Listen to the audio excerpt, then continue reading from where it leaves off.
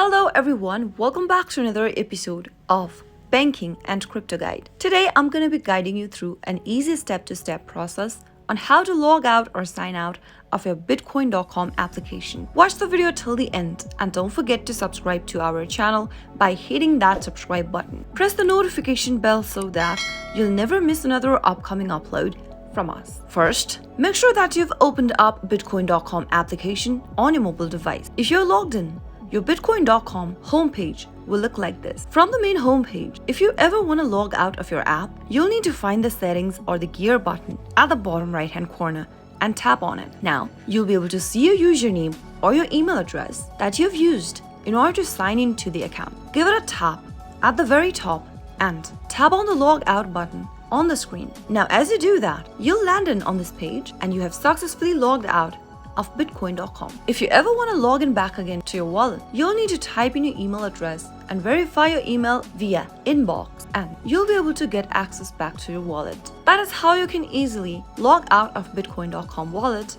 using your mobile device. I hope the tutorial was helpful. If it was, go ahead and give us a thumbs up. I'll soon be back with more videos like this. Thanks for watching.